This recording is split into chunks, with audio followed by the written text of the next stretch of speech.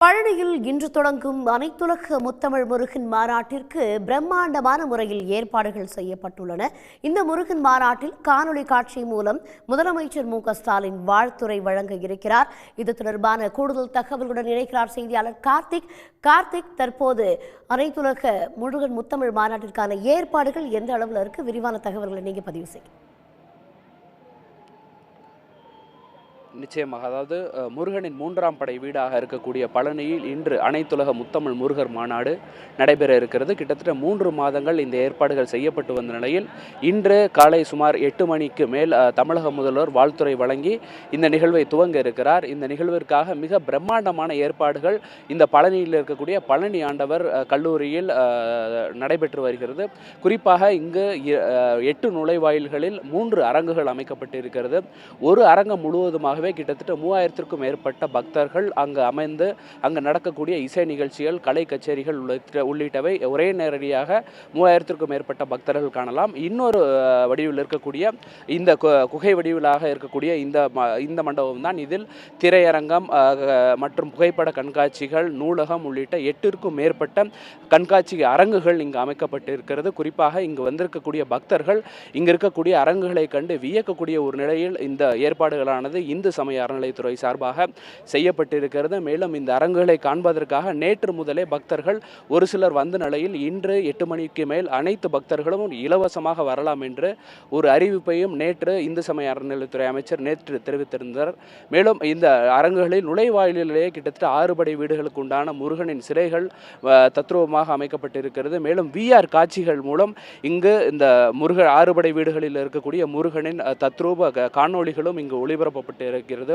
மேலும் ஒரே நேரத்தில் 200க்கும் மேற்பட்ட நபர்கள் அவர்கள் முருகனின் பறைசாற்றக்கூடிய அந்த காட்சிகள் மற்றும் பாடல்கள் ஒரே நேரத்தில் காணக்கூடிய அந்த வகையான ஏற்பாடுகளும் கூட செய்யப்பட்டிருக்கிறது. மேலும் முதன்முறையாக நடைபெற்றிருக்கக்கூடிய இந்த மாநாட்டிற்காக பல்வேறு இடங்களிலிருந்து பக்தர்களும் முன்பதிவு செய்யாமல் இருக்கக்கூடிய பக்தர்களும் ஏராளமாக நேற்று முதல் வந்திருக்கக்கூடிய நிலையில், மேலும் இன்னும் சற்று நேரத்தில் இங்கு 100 அடியில் இருக்கக்கூடிய இந்த கொடிக்கம்பத்தை, இந்த கொடியை இன்னும் சற்று நேரத்தில் இங்கு துவங்க இருக்கக்கூடிய அமைச்சர்கள் இந்த கொடியை ஏற்றி வைக்கிறார்கள்.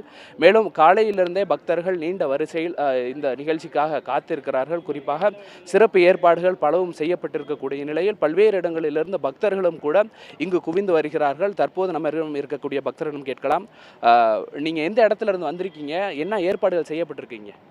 அங்கே தேனி மாவட்டத்திலிருந்து கம்பம் பள்ளத்தாக்கு சுள்ளிப்பட்டியிலிருந்து வந்திருக்கோம். நாங்கள் 6 படை முருகபக்தர்கள் சேவா சங்கத்திலிருந்து இங்கே அனைத்துலக முருகபக்தர்கள் மாநாடுன்னு சொல்லவும் இங்கே சேவை புரியுன்னு சொல்லிட்டு வந்தோம். வந்து பார்த்த இடத்துல மிகவும் பிரம்மாண்டமான ஒவ்வொரு காட்சிகளும் முருகனுடைய பொக்கிஷங்கள் ஒவ்வொன்றும் பார்த்து வியக்க வண்ணம் உள்ளது. மிகவும் அருமையாக இருக்குது. நாங்கள் எவ்வளவோ மாநாடுகளை கேள்விப்பட்டிருக்கோம், ஆனால் இது கடவுளுக்கென்று எடுக்கப்பட்ட முதல் மாநாடு. மிகவும் அருமையாக இருக்குது. எங்கள் வாழ்க்கையில் கிடைக்கக்கூடிய மிகப்பெரிய ஒரு அற்புதமான ஒரு நிகழ்வு அதை கருதுகிறோம். ரொம்ப நல்லா இருக்குது.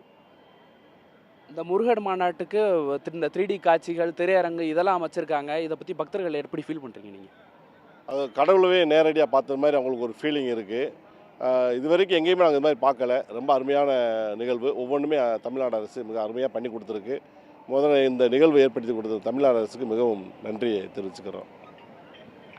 தொடர்ந்து இங்கே இருக்கக்கூடிய புகைப்பட கண்காட்சி ஒரு சிறப்பாக இருக்கிறது. குறிப்பாக இந்த புகைப்பட கண்காட்சியில் உலகத்தில் பிரசித்தி பெற்ற அனைத்து முருக கோயில்களில் இருக்கக்கூடிய அனைத்து தகவல்களும் இங்கே இருக்கக்கூடிய புகைப்பட கண்காட்சியில் இடம்பெற்றிருக்கிறது. மற்றும் முருகனை இத்தனை வருடங்களாக பக்தர்களாக நினைத்து வரக்கூடிய அனைத்து பக்தர்களுக்கும் ஒரு சிறப்பு வாய்ப்புகள், ஆய்வு கட்டுரைகளானது சமர்ப்பிக்கப்பட்டு இந்த ஆய்வு கட்டுரைகளுக்கான சிறப்பு பரிசுகள் வழங்கப்பட இருக்கிறது. மேலும் இந்த முருக பக்தர்களுக்கு உண்டான சிறப்பு பரிசுகள் நாளை மற்றும் இன்றும் கூட இந்த பரிசுகளானது வழங்கப்பட இருக்கிறது.